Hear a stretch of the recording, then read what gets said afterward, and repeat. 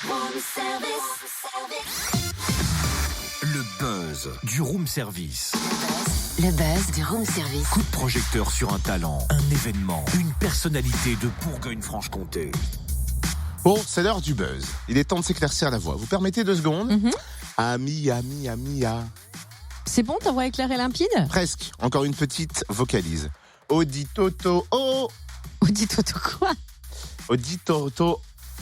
On recommence. Auditorium. C'est compliqué à dire, cette heure-ci. C'est la rentrée à l'auditorium du Conservatoire de Chalon-sur-Saône. 77 spectacles sont proposés pour cette nouvelle saison, dont 16 en entrée libre et 29 à prix abordable, mais genre de 3 à 11 euros. Oui, seulement. La billetterie est ouverte depuis hier. On va découvrir les grandes lignes de cette saison avec Stéphane Varnet, le programmateur. Bonjour. Bonjour. Quel est le fil rouge de cette nouvelle saison? Alors, une nouvelle saison, effectivement, qui démarre. Comme on peut le remarquer sur la couverture de notre plaquette, on voit un zeppelin, cet objet volant qui a survolé le premier quart de siècle entre 1900 et 1930. Et puis là, il y a un grand fil thématique, comme ce sera une saison 17-18. On va revenir sur cette grande tragédie de la Grande Guerre, mais sous un angle. La Grande Guerre comme fracture entre l'ancien monde et un nouveau monde. Donc ça, ce sera un premier axe.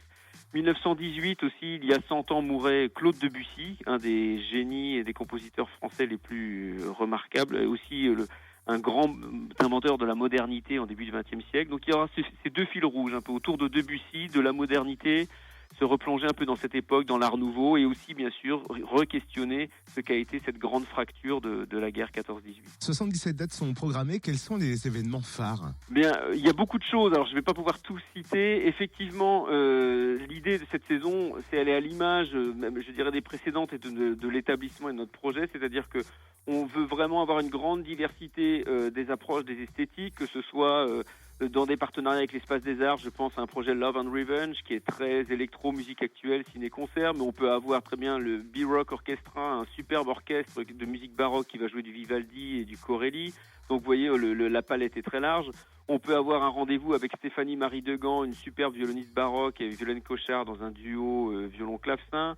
On va avoir bien sûr l'Orchestre Dijon-Bourgogne, mais aussi des projets maison qui vont croiser les pratiques entre théâtre, musique et danse. On va avoir un projet maison autour de Loïe Fuller, cette fabuleuse danseuse du début du XXe siècle. On va se replonger un petit peu dans le Paris des années 1900, ce Paris de l'exposition universelle. Et là, une équipe d'enseignants entre musiciens, danseurs, comédiens va travailler sur un projet de création.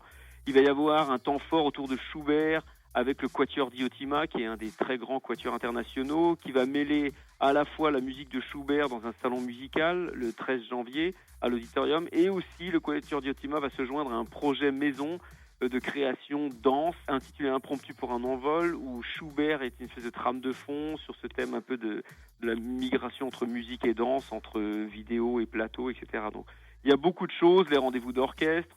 Je dirais aussi des temps forts qui seront au nombre de 5 l'année prochaine, 5 temps forts, dont 2 autour, on peut dire, des musiques du monde ou des musiques hybrides. Et effectivement, je peux signaler déjà, on ouvre notre saison à partir du 15 octobre, du 15 au 17 octobre, avec un temps fort, 2 très beaux concerts à l'affiche, Kaishu de Pixbae autour des musiques colombiennes le 15 octobre, et puis un projet Arfolia Libra avec les musiciens de l'Arfi et un ensemble de Futabec le 17 octobre. Et là, ce sera un temps fort de 3 jours où on va se questionner sur l'hybridation en musique. Qu'est-ce que ça peut signifier? Quelle diversité sur cet aspect-là? Voilà. Alors, je peux pas répondre. Merci Stéphane Varnet, programmateur de l'auditorium du Conservatoire de Chalon-sur-Saône. On rappelle que la billetterie est ouverte depuis hier. Ouais, tu faisais pas de flûte à bec à l'école? Rapidement. Vous retrouvez le programme complet sur conservatoire.legrandchalon.fr. Retrouve tous les buzz en replay. fréquenceplusfm.com. Connecte-toi.